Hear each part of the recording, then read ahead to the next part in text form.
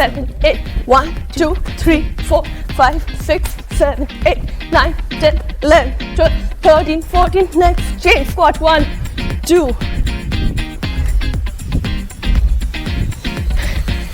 Repeat.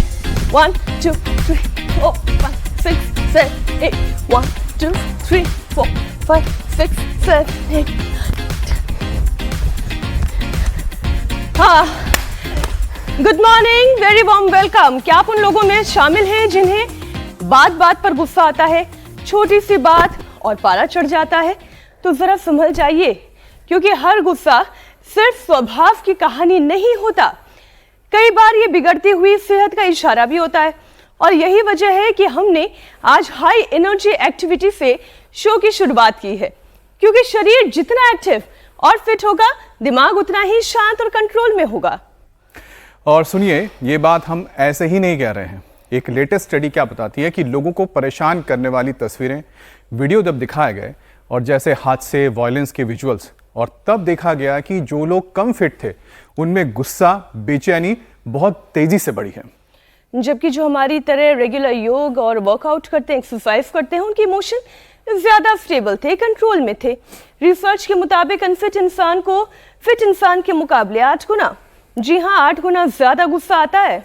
और यही बात सेहत के लिहाज से सबसे ज्यादा अलार्मिंग भी है, क्योंकि बार बार गुस्सा आने का पहला वार नस नाड़ियों को झेलना पड़ता है। गुस्से में तनाव वाले हार्मोन बढ़ते हैं, ब्लड प्रेशर अचानक ऊपर जाता है, ब्लड वेसल्स सिकुड़ती हैं और सिर दर्द, माइग्रेन, तेज हार्ट बीट जैसी दिक्कतें भी शुरू हो जाती हैं। और अगर यही सिलसिला चलता रहे तो नुकसान केवल मूड तक नहीं रुकता, दिल पर दबाव भी बढ़ता है, दिमाग पर असर पड़ता है, स्ट्रोक का खतरा बढ़ सकता है, किडनी हाई बीपी की मार झेलती है, फेफड़ों की वर्क कैपेसिटी गिरती है, पाचन गड़बड़ाता है, एसिडिटी, रिफ्लक्स, IBS जैसी परेशानियां भी शरीर में बढ़ जाती हैं। यानी कि मामूली बात पर आने वाला गुस्सा धीरे धीरे शरीर को उम्र से पहले थका सकता है, बीमारियों के भंवर में फंसा सकता है। Hypertension, diabetes, heart disease, stroke, anxiety, depression, यहाँ तक कि स्किन और इम्यूनिटी से जुड़ी दिक्कतें भी इससे ट्रिगर हो सकती हैं। तो सवाल सिर्फ इतना नहीं है कि आपको गुस्सा कितना आता है, सवाल यह है कि आपका शरीर और आपका नर्वस सिस्टम उसे कितना झेल पाता है। तो चलिए योग गुरु से आज बात करेंगे गुस्से, नस, नाड़ियां, उन तमाम बड़ी बीमारियों की जो चुपचाप इसी रास्ते से शरीर में दाखिल हो जाती हैं। स्वामी जी, बहुत बहुत स्वागत आपका। प्रणाम स्वामी जी। प्रणाम स्वामी जी। बहुत बहुत प्रणाम आपको मेरी बहन मीनाक्षी जी, अमित जी। और देखो हमारी एक छोटी योगिनी इधर बैठी है, एंजल। ये अभी अभी धरती पर अवतरित हुई है। लाइए मैट लेकर आइए। या देवी सर्वभूतेषु मातृरूपेण शक्ति रूपेण भक्ति रूपेण सर्वरूपेण संस्थिता सर्वरूपमयी देवी सर्वम देवीमयम जगत अतोहम विश्वरूपाम त्वाम नमामि परमेश्वरी। इसकी कितनी यूनिट पहुंच गई थी? सुबह 20, टोटल 40 यूनिट इंसुलिन लेती थी। अब इंसुलिन को खदेड़ दिया है, हटा दिया है, भगा दिया है, और बिना इंसुलिन के अब शुगर एकदम एब्सोल्युटली राइट रह रहा है। और पहले कितना पहुंच जाता था? 500 से ऊपर थी। 500 से ऊपर तक पहुंच जाता था। रे राम राम राम एंजल का। और ये हमारे दाएं तरफ बैठे हुए हैं हमारे बेटे, क्या नाम है? प्रियांशु जी। इनकी भी शुगर 400-500 तक पहुंच जाती थी, और इनको 40 यूनिट। कितना? 40। राम राम राम। अब देखो ये इंसुलिन बंद और शुगर नॉर्मल। अब बस अब जो बता रहे हैं उसको रोज करेंगे बच्चे, मंडूक आसन से लेकर के गोमुखासन तक ये। और हाँ, ये थोड़ा गुस्सा करता था प्रियांशु, अब नहीं करना। हाँ, आज से। और बात नहीं मानता था, अब बात भी मानने का इसने संकल्प लिया। चलो बच्चों, मंडूक आसन करो। अब देखो, चाहे बात टाइप 1 डायबिटीज की हो, टाइप 2 डायबिटीज, डायबिटीज के कॉम्प्लिकेशंस की हो, और नसनाड़ियों की हो, cell to soul to all, free for all. 7:56 पर हमारी ये योग की पाठशाला शुरू हो जाती है। सबका योगक्षेम, सबका उपचार, सबके लिए उपचार, सबके लिए समाचार, सबका योगक्षेमम वहाम्य हम का संकल्प इंडिया टीवी का ऐसा फलीभूत हो रहा है, लीवर की प्रॉब्लम वाले, लीवर किडनी की प्रॉब्लम वाले, अपने किडनी पेनक्रियाज की प्रॉब्लम वाले, डायबिटीज और डायबिटीज के कॉम्प्लिकेशंस, रेटिनोपैथी, नेफ्रोपैथी, न्यूरोपैथी, नस नाड़ियों की बीमारियां शुगर वालों को भी हो जाती है। इसलिए मैंने प्रियांशु और एंजल को माध्यम बना करके कहने की कोशिश की है कि हर रोग से मुक्त हो सकते हैं, रोग मुक्त योग युक्त होकर के जीना है। और उसके लिए मंडूक आसन, योग मुद्रासन, चलो पद्मासन में बैठो बच्चों, ये 2 आसन भी कर लिए, और लेट करके पवन मुक्तासन और उत्तान पादासन, एक एक आसन 5 से 10 मिनट करना पड़ता है। नस नाड़ियों के लिए अनुलोम विलोम और शीर्षासन सर्वांगासन बेस्ट है। खाली पेट न्यूरोग्रिट इम्यूनोग्रिट गोल्ड ले लें। आज हम बात कर रहे थे कि हमने ड्रोसोफिला की 25%, सी एलिगेंस की 60% तक आयु बढ़ा दी, और उनको तमाम ये बीमारियों का जो बखेड़ा होता है, न बीपी, न शुगर, न थायराइड, न अस्थमा, न आर्थराइटिस, न ब्रेन नर्वस सिस्टम के डिसऑर्डर, न स्ट्रेस, कुछ भी नहीं होने दिया। चलो बच्चों ऐसे ही रोज करना। चलो सर्वांगासन करो, है?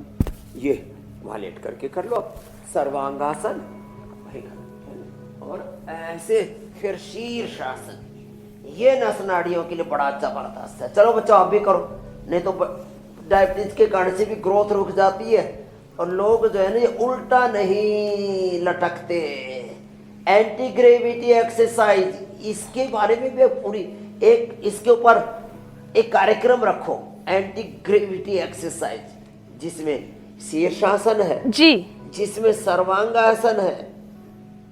बस आप रस्सी मत चढ़वा दीजिएगा क्योंकि एंटी ग्रेविटी में लंबी होती है। और मलखम, नस नाड़ियों की बीमारी, वेरिकोज वेन्स ऐसी कोई बीमारी नहीं है। स्वामी जी, आज पूरी दुनिया में तनाव है, युद्ध, असुरक्षा और चिड़चिड़ापन। वो पैर फंसा करके लटक जाते हैं ना। हाँ स्वामी जी, पैर बांध, अगर आप मतलब मेरे पैर बांध देंगे, मुझे अमित और ईशा का नहीं पता, तो मैं पक्का लटक जाऊंगी। लेकिन स्वामी जी मलखम नहीं कर पाएंगे। मलखम में जो ग्रिप चाहिए, मुझे लगता है बहुत प्रैक्टिस की जरूरत है, जो आपके बच्चे करते हैं। कुछ काम बच्चों के लिए भी छोड़ दीजिए कुछ काम बच्चों के लिए भी छोड़ दीजिए अमित। स्वामी जी, मैं ये कह रही थी कि दुनिया में तनाव, युद्ध और असुरक्षा के साथ साथ चिड़चिड़ापन लोगों में बढ़ता जा रहा है। घर पर, सड़क हो या फिर दफ्तर हो, हर जगह लोग छोटी छोटी सी बातों पर आपा खो देते हैं। बार बार उन्हें गुस्सा आ जाता है, बिना बात के चिड़चिड़ाते रहते हैं। ये बिहेवियरल प्रॉब्लम है, यानी कि व्यवहार की समस्या है, या फिर शरीर, दिमाग और बिगड़ती हुई फिटनेस का भी कोई सिग्नल है? देखो, एक तो ये शीर्षासन, और शीर्षासन में ही पद्मासन ऐसे हो जाए तो अच्छी बात है, और इसी में मूल बंध, उड्डयन बंध, और इसी में एकाग्रता, अंतर्मुखता, नाम जप, राम कृष्ण हनुमान शिव भगवान भगवती का ध्यान, और इनसे ना सच में पूरी नस नाड़ियों की समस्या दूर हो जाती है। और यदि कोई सूर्य नमस्कार कर लेना, फिर हम पावर योग भी बीच में करवाएंगे, बहुत जबरदस्त था। आप तो बात कर रहे थे गुस्से की, चलो बच्चों आप भी करो, ताड़ासन करो, सूर्य नमस्कार करो मेरे साथ साथ। अरे इनके बाप भी कर लो, तुम भी करो, तुम क्यों बैठे हुए हो? हाँ, तुम भी बच्चों के साथ साथ करो।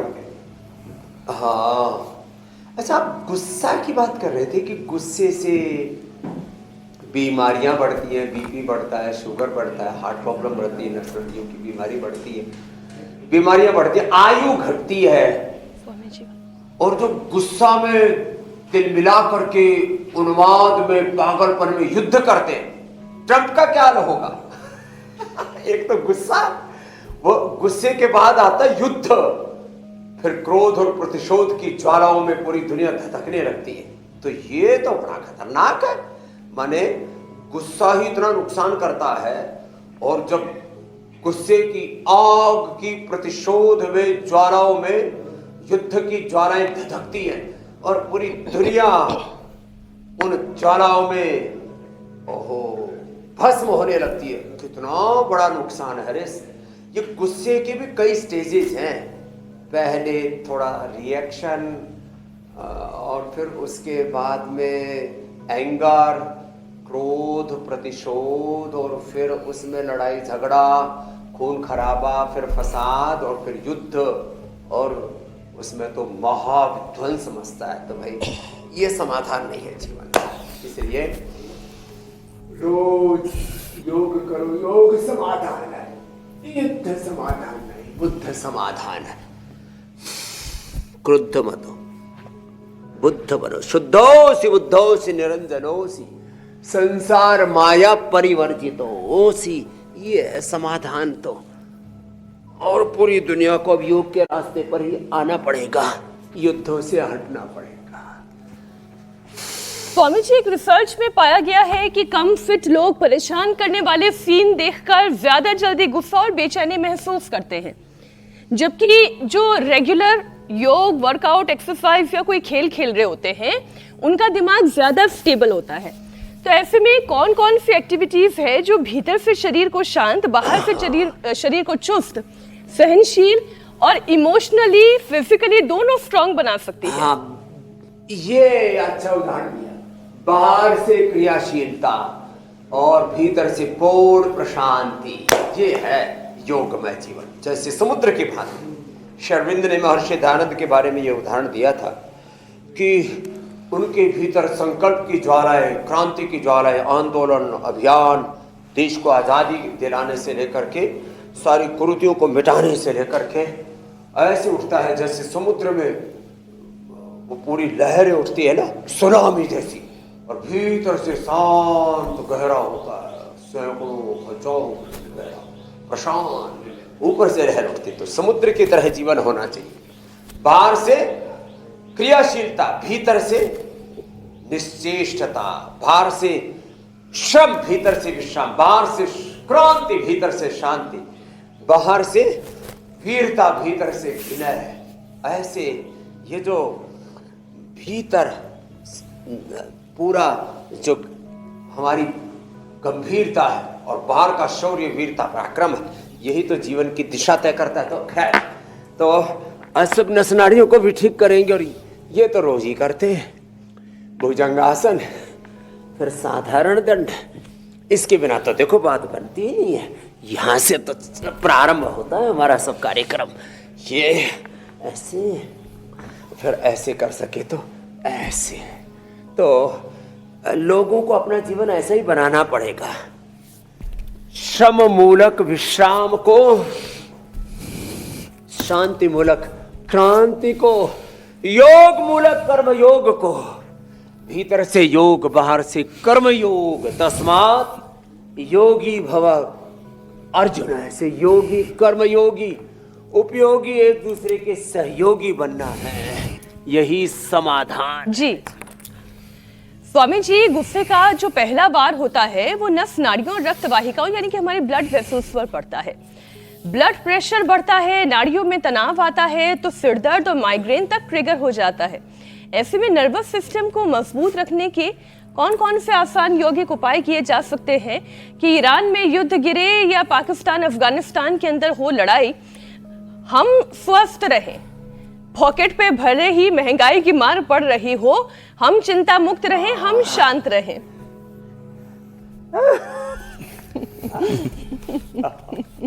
ये बड़ा कठिन है ये कि चारों तरफ युद्धों के बीच में, चारों तरफ धधकती हुई आग की ज्वालाओं के बीच में, चारों तरफ घमासान मचा है, स्ट्रेस है, एंजाइटी है, डिप्रेशन है, कोहराम मचा है, विध्वंस मचा है, और उसके बीच में युद्धस्व विगत ज्वर है। फिर भी जीवन के पथ पर, अपने पाथे पर आगे बढ़ते चले जाना है। तो इसके लिए अब देखो, एक तो जिनसे बन पाए ये भुजंगासन, ज्यादा ना बन पाए, जो पूरा का पूरा हम करते हैं उतना ना बन पाए तो कम से कम एक भुजंगासन और दूसरा ये मरकट आसन, ये तो रोज करना है। और फिर किसी भी तरह के दुष्प्रभाव नस नाड़ियों के लिए बहुत जरूरी है। अधिक ना बन पाए तो मकर आसन ही कर लेना, मकर आसन, भुजंगासन, शलभासन और ये मरकट आसन। भुजंगासन और मरकट आसन 2 ही कर लिए ना तो ही कल्याण हो जाएगा। और ये तमाम तरह की दुश्वारियां हैं, तमाम तरह की समस्याएं हैं, चैलेंजेज हैं, प्रॉब्लम्स हैं, क्राइसिस हैं। हर पल व्यक्ति को किसी न किसी संकट से जूझना पड़ता है, रूबरू होना पड़ता है। और सारे संकट कटेंगे और किसकी? योग की शरणागति में, गुरु हरि की शरणागति में। इसलिए योग अध्यात्म में सबसे बड़ा तत्व कहा, गुरु हरि को एक ही कहा है, नर रूप हरि, कृपा सिंधु नर रूप हरि। पूज्य पाद गोस्वामी तुलसीदास जी महाराज, गुरुम शिव स्वरूपम ऐसा कहा।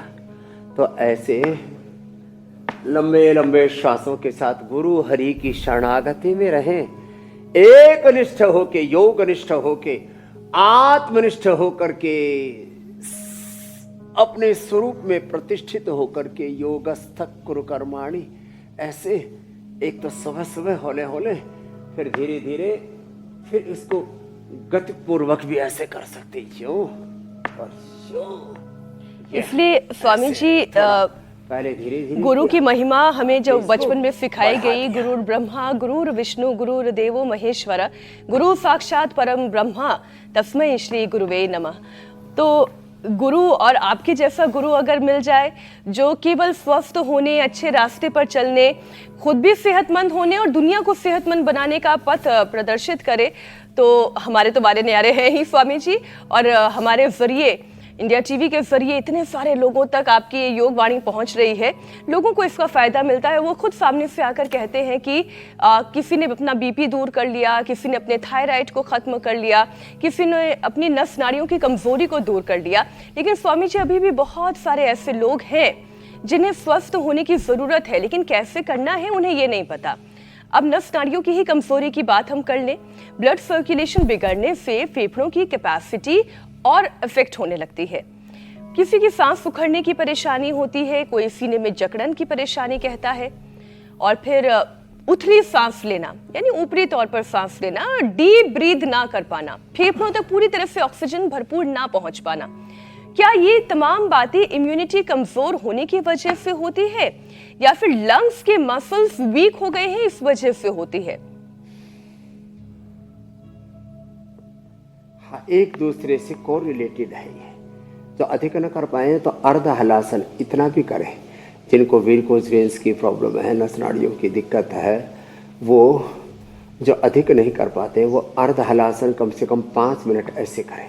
जो पूरा कर सकते हैं सर्वांगासन, हलासन, शीर्षासन, ये हम पहले ही कर चुके हैं, बता चुके हैं, वो तो पूरा कर लें। जो पूरा ना कर सके वो इतना कर लें और ऐसे करके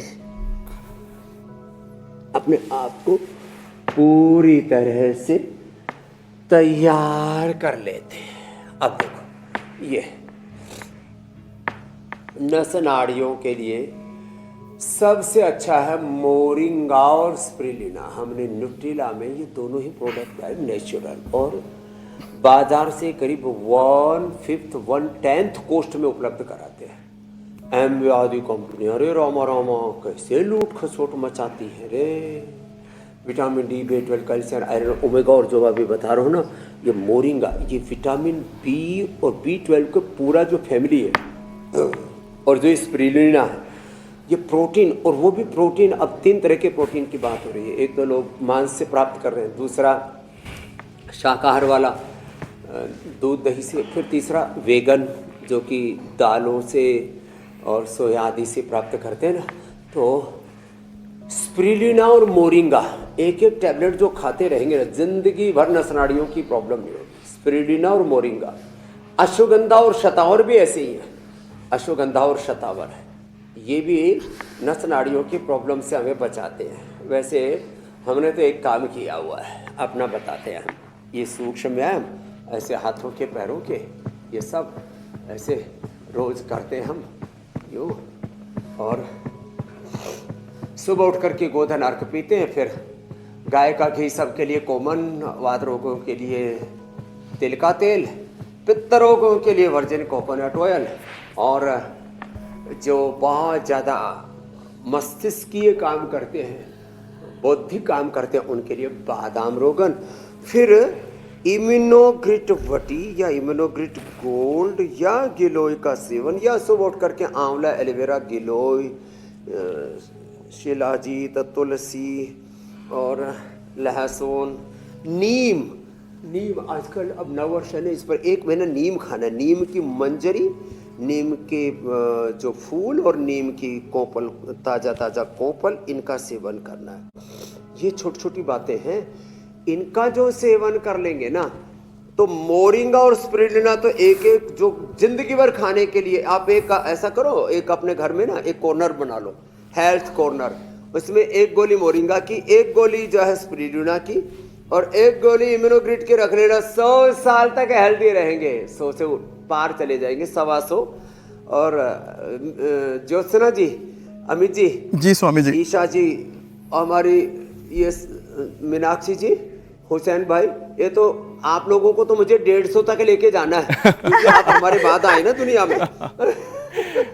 स्वामी जी मुझे लगता है कि आपके साथ रहेंगे और चलेंगे, रखेंगे। संगच्छध्वम सम्मदध्वम, तो शायद बुरा नहीं होने देंगे कतई। जी स्वामी, तो उम्मीद करते हैं कि मीनाक्षी, ऐसे चहकते महकते ज्योत्सना, रहते हो, ईशा, मीनाक्षी हुसैन की और चहकती तमाम वो महकती हमारे रहती है, स्वामी जी दर्शक, वो भी बूढ़िया नहीं होने देंगे। स्वामी जी हम ही क्यों, जो रोजाना हमारे साथ जुड़ते हैं, 5 साल से जुड़े हुए हैं, करोड़ों करोड़ों जी स्वामी जी, वो सभी लोग 150 का आंकड़ा पार करें, यही हमारी इच्छा है। लेकिन स्वामी जी, अब दिल को भी तो उसके लिए मजबूत रखना पड़ेगा ना, क्योंकि अगर 150 साल तक जीना है तो, क्योंकि कई बार कहा जाता है कि जो बार बार गुस्सा करते हैं, उनका असर सीधा, गुस्से का असर दिल पर पड़ता है, दबाव बढ़ता है, धड़कन बढ़ जाती है, बीपी ऊपर जाता है, लंबे वक्त तक हार्ट डिजीज अगर आपको है, और अनियमित धड़कन या फिर हार्ट फेलियर का खतरा बढ़ सकता है अगर आपको गुस्सा आता है तो गुस्सैल स्वभाव वाले लोगों को दिल की सुरक्षा के लिए स्वामी जी क्या करना चाहिए? कुछ आसान तरीके अगर आप बताएं उनके लिए। एक इसमें रिसर्च और जोड़ देती हूँ स्वामी जी, कल ही मैं पढ़ रही थी और मैं एक चौंक गई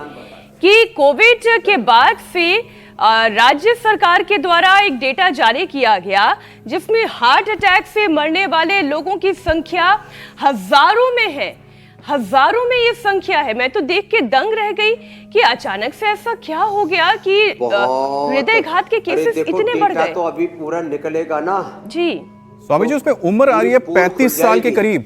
आप मीनाक्षी जी इस बात को जरा सुनिए, सुनो अमित जी, ये after corona overdose of steroid, overdose of medicine और डबल वैक्सीनेशन, और उसका कोई हिसाब किताब नहीं। अब सबने पल्ला झाड़ लिया। इसके बाद लोगों को जो ब्रेन और नर्वस सिस्टम के डिसऑर्डर्स हो रहे हैं, नस नाड़ियों की बीमारियां हो रही हैं, SLE, MS, MND हो रही है, कितने लोगों को पैरालिसिस हो रहा है, कितने लोगों को सफ़ेद दाग मैंने देखा है, कितने लोगों का बीपी तब से बढ़ा था अभी तक भी नॉर्मल नहीं हुआ है, शुगर बढ़ गया है, कितने लोगों के फेफड़े अभी तक भी विचारों के ऊपर नीचे होते रहते हैं। श्वसन तंत्र, हृदय तंत्र, नाड़ी तंत्र, मस्तिष्क तंत्र, जीवन तंत्र में जो षड्यंत्र हुआ है वो शब्दों में बयां नहीं कर सकते।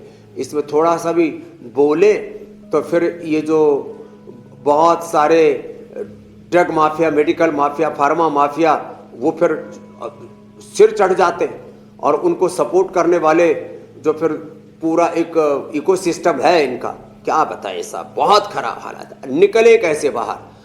उष्ट्रासन करें, गोमुखासन करें, प्राणायाम करें, हाँ ये जरूरी है।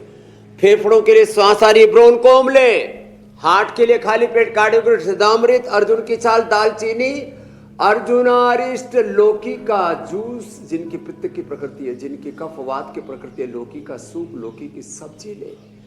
कितना भयंकर हार्ट की प्रॉब्लम होगी, मेरे पास तो रोज आते हैं, क्या करें जी, धड़कनें बढ़ गई है, 150-200 तक चली जाती है। जिनके इजेक्शन फ्रैक्शन कम हो गए, जिनके हार्ट इनलार्ज हो गए, जिनके हार्ट में ब्लॉकेज आ गए, जिनको एंजियोप्लास्टी बाईपास तक के लिए बोल दिया गया है, गोमुखासन, ये अभ्यास। फिर प्राणायाम करें, अर्जुन की छाल, दालचीनी पिए, ये चाय, कॉफी, जितने भी सिंथेटिक दवा, सिंथेटिक फूड और synthetic hair care, dental care, skin care, home care, सारी सिंथेटिक चीजों से बचना पड़ेगा, इनका बहिष्कार करना पड़ेगा, बहुत जरूरी है। बहिष्कार करो उन सारी चीजों का जो तुम्हारे साथ अंदर से तुम्हारे साथ एक अत्याचार करी, क्रूरता अपने साथ, अपने liver, kidney, lung, heart, brain, जिंदगी के साथ हम क्रूरता करते, अत्याचार करते, जुल्म ज्यादती करते हैं, अपने साथ इनजस्टिस, नाइंसाफी करते हैं। तो इन सब चीजों से तो बचना पड़ेगा भाई। किस किस के बारे में कोई टीका टिप्पणी करे, अपने आप को संभाल लो। इसलिए अपदीपो भव आत्मदीपो भव आत्मवारे द्रष्टव्य श्रोतव्य मंतव्य निधिध्यासितव्य। तो इसलिए हम आत्मोपचार, आत्म साक्षात्कार की बात करते हैं। तो लॉन्ग हार्ट और सीधा संबंध फिर ब्रेन तक जाता है। उसके लिए तो फिर अनुलोम विलोम बहुत जरूरी है, मेधावटी, मेमोरी ग्रिड, ओमेगा। नहीं तो सामान्य रूप से सबके घरों में अश्वगंधा, शतावर तो सब रखने ही लग गए हैं। अश्वगंधा, शतावर, बादाम, अखरोट, चिया सीड और वेजल सीड, फ्लैक्स सीड, बादाम, अखरोट और ये मगज बोलते हैं, इनको सबको कूट करके अच्छे से।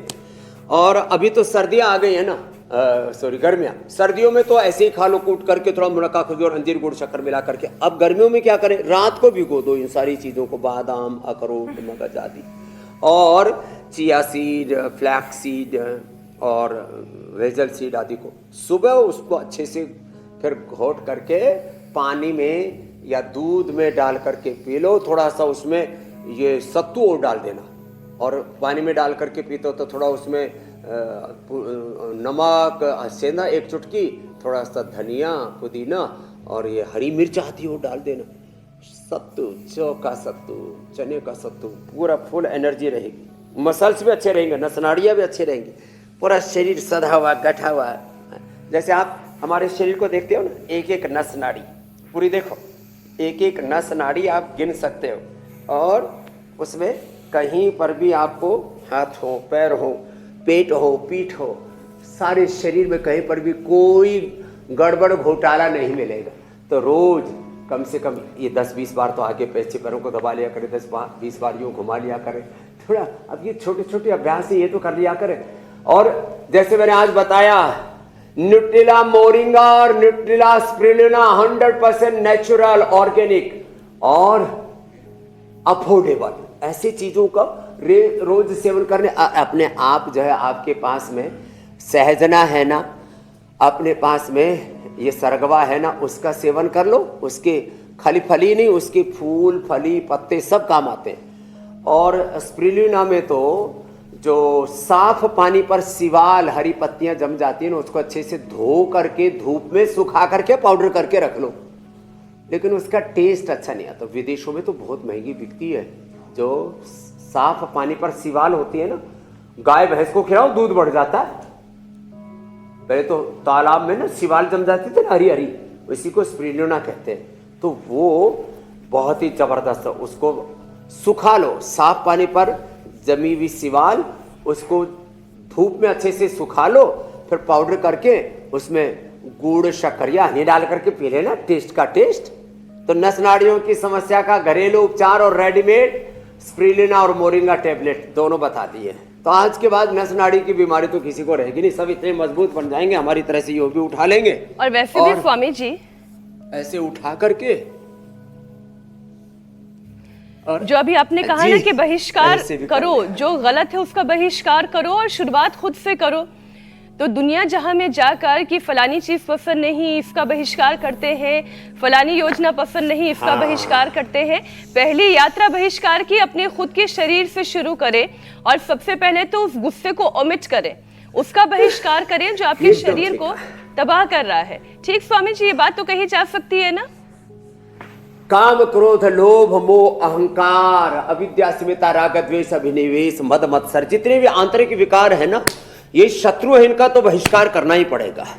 सारे अज्ञान और अज्ञान जनित वृत्तियों, प्रवृत्तियों का, सारे अविद्या और अविद्या जनित जितने भी अपने जीवन में मोह सकल व्याधीन कर मूला तिन तपुन उपजई बहुशूला, सारे विकारों से डिटैच, दूरी बनाओ, विरति और आत्मरति होकर के, आत्मवान होकर के हमें जीना पड़ेगा। मेरी बहन ठीक कह रही थी आप एकदम। वो बड़ा अच्छा भजन है स्वामी जी कि काम क्रोध मद मोह लोभ को बहा चित सो दीजे, राम नाम रस लीजे, मनवा राम नाम रस पीजे। ये बहुत अच्छा, मुझे बड़ा पसंद आता है ये भजन।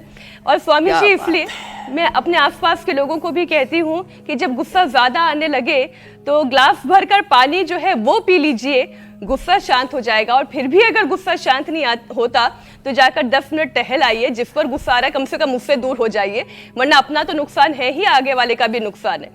स्वामी जी, लेकिन जिसकी गुस्सा आलम्बन से तो दूर हो। हाँ। और भगवान नाम का स्मरण, आपने ठीक कहा, भजन का आश्रय, ये जो संगीत है ना ये भी बड़ा अच्छा है। तो जिनको गुस्सा आई इंडिया टीवी में, वो जो है जब मीनाक्षी जी जब समाचार नहीं पढ़ रही है तो उनके पास में आकर के थोड़ी देर भजन मंडली में सम्मिलित हो जाना। स्वामी जी, आजकल तो क्लब भजन शुरू करना कॉन्सर्ट भी हो शुरू गया। हो गए हैं देश में, भजन कॉन्सर्ट जिसमें युवा बहुत बढ़ चढ़ कर जाते हैं।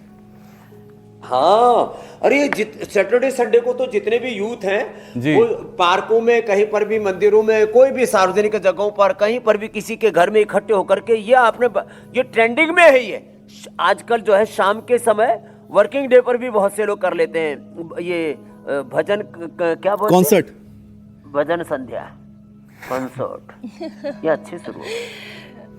स्वामी जी, अब इसको जरा सेहत से जोड़ देती हूँ। अब जो लोग तो भजन कॉन्सर्ट कर रहे हैं या भजन संध्या कर रहे हैं, राम का नाम जप रहे हैं, या जिसे वो मानते हैं, आप ही कहते हैं खुदा अल्लाह ऑलमाइटी। आज रमज़ान ख़त्म हो गए, ईद का दिन है, सभी मुस्लिम भाइयों बहनों को बहुत सारी मुबारकबाद है ईद की। लेकिन स्वामी जी, जिन लोगों की आदत में गुस्सा शुमार हो जाता है तो उनकी तो किडनी पर डायरेक्ट असर पड़ता है, क्योंकि शरीर लगातार तनाव की हालत में रहता है। जिन लोगों को हाई बीपी है, डायबिटीज है, किडनी में रुकावट की एक बड़ी वजह है स्वामी जी। तो ये भी आप लोगों को समझाएं, ये जो बात बात पे अपनी थ्योरियां चढ़ा लेते हैं, उससे किसी और का नहीं, उन्हीं का नुकसान हो रहा है, किडनी रो रही है। गुस्सा करते हैं, नाराज होते हैं, स्ट्रेस में रहते हैं, डिप्रेशन में रहते हैं, खुश नहीं रहते हैं, तो लीवर और किडनी दोनों आस पड़ोस में है, दोनों एक दूसरे को जो है गले लगा करके रोते हैं। आज तो गले लगाकर खुशियां मनाने का दिन है। तो ये लीवर के लिए लिवोग्रिट। जी जी जी। तो जो है लीवर के लिए लिवोग्रिट, किडनी के लिए रीनोग्रिट। लीवर के लिए सुबह उठ करके अनार लें, और किडनी के लिए सुबह मूली खाएं, दोपहर को मूली की सब्जी खाएं, रात को लौकी की सब्जी खाएं, और जौ के आटे की रोटी खाएं, और रीनोग्रिट ले लें खाली पेट। और खाने के बाद ट्राइगन, कोरिगन, चंद्रप्रभा या गोक्षरादि गुग्गल कोई भी एक ले लें या 2 ले लें। ट्राइगन, कोरिगन बटी ले लें, एक गोखरू की, एक इसकी धनिया की बनी हुई, हरा धनिया भी बहुत अच्छा होता है, हरा धनिया की चटनी। खाने के बाद चंद्रप्रभा और गोक्षरादि गुग्गल। सुबह खाली पेट जो मैंने रीनोग्रिट, ये बहुत ही research and evidence based medicine बनाई, जिससे कि किडनी के सारे फंक्शन, किडनी का इन्फ्लेमेशन, किडनी में प्रोटीन लीकेज, किडनी में बहुत तरह की दिक्कतें आती हैं, दुश्वारी आती हैं, उन सब के लिए उसमें पुनर्नवादी मंडोर भी उसके साथ ले सकते हैं, तो सारा अंदर का सूजन भी उसका कई बार। और किडनी में पॉलीसिस्टिक किडनी है ना, तो कपालभाति भी साथ में ऐसे करें, तो ये किडनी सबकी हेल्दी रहेगी। तो किडनी के लिए सबसे अच्छा आहार है जौ, लीवर के लिए सबसे अच्छा आहार है कॉट मिल्क, हार्ट के लिए सबसे अच्छा है अर्जुन की छाल, दालचीनी, मिला और दूध, उसको जो है हमारे यहाँ पर क्षीर कल्प बोलते हैं, क्षीर कल्प। ओहो, बहुत जबरदस्त है। मस्तिष्क के लिए सबसे अच्छा है बादाम, अखरोट और ब्राह्मी, शंखपुष्पी। ऐसे एक एक अंग के लिए एक एक आहार है हमारे यहाँ पर। फेफड़े के लिए सबसे अच्छा है हल्दी, अदरक, शिलाजीत, अश्वगंधा, मुलेठी और सुंठी का ये जो दूध है ना, क्या गजब है साहब। स्वामी जी, इन सबके बीच ऐसे ऐसे रोज सूत्र बताते हैं लोग, कर करके घरों बैठो ही अपने आरोग्य को अच्छा कर लेते हैं। वैद बन गए स्वामी जी। अब स्वामी जी, अब एक का असर मुझे लगता है कि सबसे ज्यादा देखने को मिलता है, वो है पेट का अगर असर ठीक है तो आप स्वस्थ हैं, अगर अच्छा नहीं है तो फिर तो आपके वारे न्यारे हो ही नहीं सकते, आप गए। लेकिन स्वामी जी, कई बार एक कहावत है ना, कहा जाता है कि गुस्सा थूक दो या गुस्सा पी जाओ। अब जो गुस्सा पीते होंगे तो स्वामी जी क्या उसका असर पेट पे पड़ता है, जैसे एसिडिटी, गैस, अपच, IBS, रिफ्लक्स, भूख बिगड़ने जैसी दिक्कतें क्या बढ़ देखो, जाती है? जो लोग तनाव या गुस्से में खाना acidity खाते है तो हैं। मोती पिष्टी अविपत्ति करचूर्ण मुक्ता शुक्ति मिला स्वामी जी करके। क्या करें, वो जब गुस्सा है तो गुस्सा पी और, ले, थूक दे, क्या कर नीम, ले ये या निकाल acidity दे? के लिए बहुत अच्छी औषधि है। शीशम, पीपल, बेल। देखो, सहो, धीरज रखो और सहने की आदत डालो। सहनशीलता, सहिष्णुता, धीरज, धीरज रखो थोड़ा। पीने का मतलब धीरज से, धैर्य से। जो एक वेग सा तूफान सा उठा, उस उठते हुए तूफान में हमारा विवेक मर जाता है। और यदि उस अविवेक की आंधी में बह गए तो काम, क्रोध, लोभ, मोह, मद, मत्सर हमें मार डालेंगे। इसलिए गैस बने तो गैस आहार या खाने के बाद छाछ में लवण भास कर वैसे खाने के पहले थोड़ा अनार और थोड़ा सा, मैंने तो बोल ही रखा है, सलाद, फ्रूट्स, ड्राई फ्रूट्स, उबली हुई सब्जियाँ यही खाओ। एसिडिटी, गैस कुछ भी नहीं बनेगा। फिर भी गैस है तो गैस, सहर कब्जा है तो त्रिफला शुद्धि, चूर्ण कोलाइटिस है तो कोलोग्रिट खाली पेट खाने के बाद कुटजारिश, कोटस कन्वर्टी, और ये स्पाइस हो गया तो फिर अर्सोग्रिट हो, और खाली पेट हो कच्चा दूध भी जो है उसमें नींबू निचोड़ करके ले लेते हैं। और वो जो है ना नागदोन तो बड़ा ज़बरदस्त काम करता है बवासीर में, और जो है पत्थर चटा किडनी की पथरी में, ये तो अप्रतिम है। और पेट में गड़बड़ हो जाए तो स्थित कोणासन चक्रासन, और फिर वो पेट मुटिया भी जाता है। 1 ग्राम भी पेट पर चर्बी ना रहे तो अर्धहलासन, पाद वृत्तासन, द्विचक्रिकासन। थोड़ा जुबान पर तो देखो कंट्रोल रखना ही पड़ेगा। तो हम रोजमर्रा की जो बीमारियां हैं उनसे कैसे बच करके पूर्ण हेल्दी रहना है, उसका हर दिन पैकेज देते हैं। रोज भविष्यवाणी, योग वाणी, योग की बात शाम को, आज की बात आपकी अदालत तक, और फिर दिन में समाचार, सुबह सुबह उपचार कितना हो रहा है, उपकार, कल्याण करोड़ों लोगों का। थैंक यू इंडिया टीवी, हृदय शर्मा जी, अनीता जी, पंकज जी, सारे, मीनाक्षी जी, ज्योत्सना जी, ईशा जी, अमित जी, हुसैन भाई। आज ईद के लिए, ईद मिलन के लिए और उसके लिए आज वो अपने परिवार के बीच में है। ऐसे सबको भगवान सर्वे भवन्तु सुखिनः, हम तो देखो भाई सबके कल्याण की कामना करते हैं, सबको अपना परिवार मानते हैं, सबको एक ईश्वर की संतान मानते हैं। कोई खुदा कहे, अल्लाह कहे, ऑलमाइटी गॉड कहे। और जो धार्मिक उन्माद, मजहबी उन्माद और अलग अलग प्रकार का आतंकवाद और फिर युद्ध और तबाही मचाए हुए, उनको भी भगवान या तो सन्मति दे, नहीं तो सदगति दे। स्वामी जी, ट्रम्प साहब तक अगर आपकी बात पहुंच रही है, और चूंकि आपने तो लेटर भी लिख दिया है, तो सबसे ज़्यादा तो उन्हें अपने गुस्से से और चिड़चिड़ेपन से, तनाव से मुक्त होने की ज़रूरत है। स्वामी जी, वो प्राणायाम करें ना करें, लेकिन हर भारतवासी को तो प्राणायाम आप करवा ही दीजिए, डिप्रेशन से मुक्त करवा दीजिए, क्योंकि केवल सांसों का नियंत्रण कैसे 99% बीमारियों से मुक्ति दिला सकता है, स्ट्रेस को रोक सकता है। एक क्षण में ओम जय जगदीश हरे, भक्त जनों के संकट क्षण में दूर करे। क्षिप्रम भवति धर्मात्मा, शाश्वत शांति में गच्छति, कौन्त्य जिस क्षण हम अपने आप को गुरु भगवान के अर्पण कर देते हैं ना, श्री राम श्री कृष्ण शरणम मम, भगवान भगवती की शरण में। ओम रामाय नमः, कृष्णाय नमः, हनुमते नमः, शिवाय नमः, भगवत्यै नमः। ओम नमो हरिहंताणम, ओम नमो सिद्धाणम, ओम नमो आर्याणम, ओम नमो वच्छायणम, ओम नमो लोय सबसाहुणम। ऐसे भक्ति से भस्त्रिका किया, और जो थोड़े जवान हैं तो वेग पूर्वक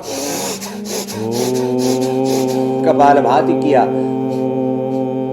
अनुलोम विलोम किया, भ्रामरी उद्गीत किया, चित्त चेतना को परमात्मा में लगा दिया। आत्मा में परमात्मा का प्रकाश, आत्म ज्योति में ब्रह्म ज्योति प्रकट हो गई। सारा रोग सारे छट जाते। आज स्वामी जी इसी ध्यान के साथ हम योग के कार्यक्रम को विराम देते हैं और दर्शकों को इस वादे के साथ विदा करते हैं कि कल फिर एक बार योग की कक्षा लगेगी और रोग मुक्त भारत जरूर बनेगा। स्वामी जी बहुत बहुत धन्यवाद। धन्यवाद प्रणाम स्वामी जी।